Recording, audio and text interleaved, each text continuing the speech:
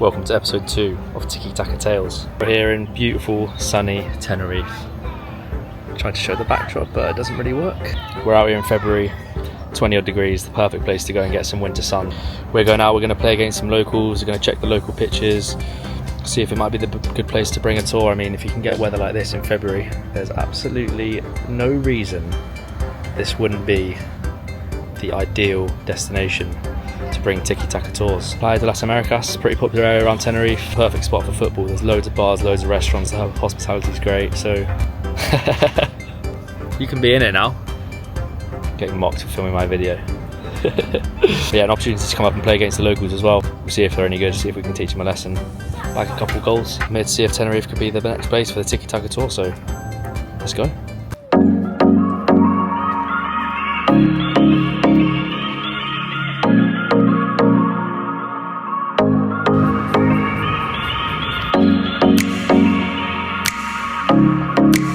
It's not so bad as a double back. As far as backdrops go, pretty tough to beat, to be fair. Not sure many people have seen that before, but had to rip out the retro shells. I have to show Grandpa to the left foot that we trained hours for. After meeting my new teammates, who are mostly English, we got started against our opposition, which was made up of locals. Unsurprisingly, as beautiful as that retro Chelsea shirt is, it didn't take long for it to come off, and I was thrown straight into the action before I could even know my arse from my elbow and get my bib on. But as always, we got back and made the challenge. After promising goals in the intro, you know I had to deliver, and we got started pretty well with a nice little finish into the corner. Before whipping out some pretty filthy skill to let them know that I wasn't here to mess about, and forcing the own goal.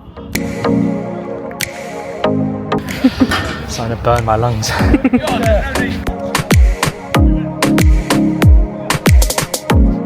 Before sealing the hat-trick within the first 5 minutes with a peach into the corner.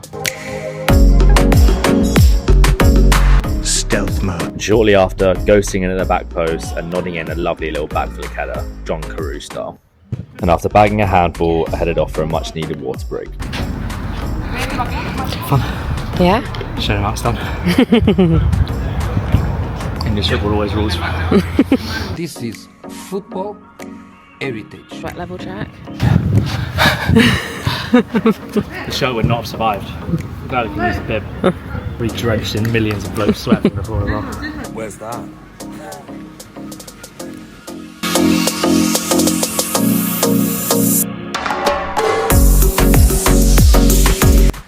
After a quick little drinks break, I got back to pulling strings and did exactly what you shouldn't do when trying to endear yourself to the locals.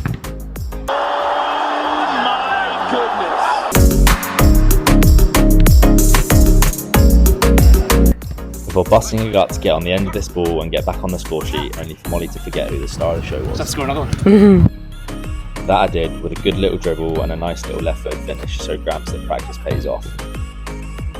You dirty bastard, you've done it again! For a little reminder that they're playing for fun and the level's not great, so to tone it down a bit. Whoops! Who's the best player in the world ever? Me. So after shooting on side like Americans in places they shouldn't, I resorted to dropping deep, pulling strings and dipping into the skill book.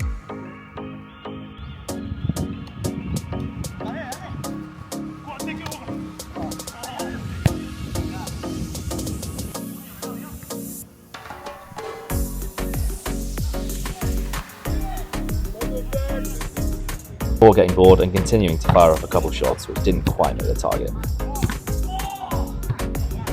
And as the stork flew overhead, Spanish Zinedine Zidane regen turned up.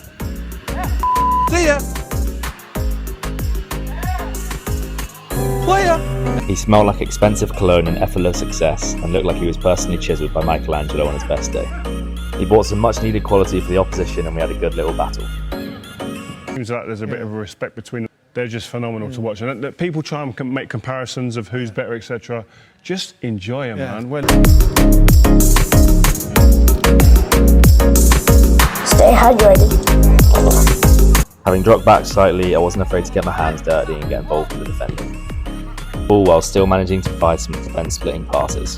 He's a unicorn, isn't he? Absolute unicorn footballer. He's a bit of a unicorn. A myth, a legend. And another break shortly after running straight through the sprinklers to cool down. exhausted the last hour. So, my feet are starting to burn off as well. Whew. Oh my god. Perfect amount of melted.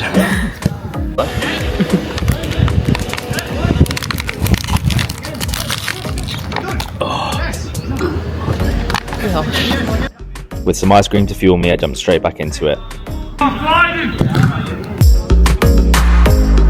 With another couple of nicely crafted chances which really should have been put away, before scoring the final goal to seal a 15-13 victory.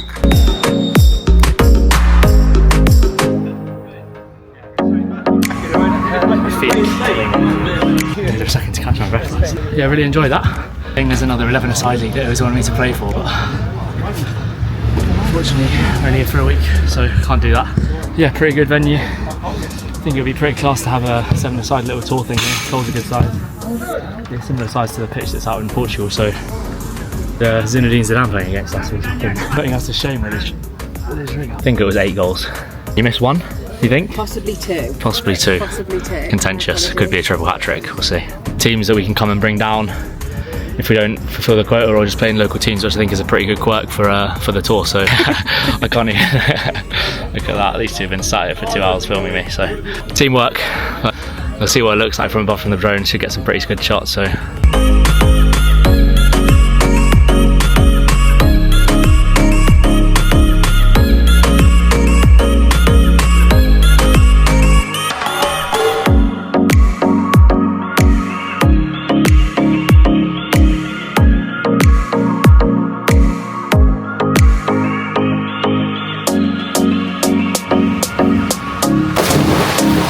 I've had some time to gather my thoughts. Pretty great venue, to be fair. You can definitely see people coming and playing the tours, chilling on the bit by the side. There's a guy who comes around during the game selling waters, soft drinks. Pitch is good size, good quality, and there's plenty of hotels and lots of venues around it, so I'd say that's a definite positive from me. And they said that they can put up some teams if we need to. Pretty successful mission, I'd say. Peace out, every day's a good day.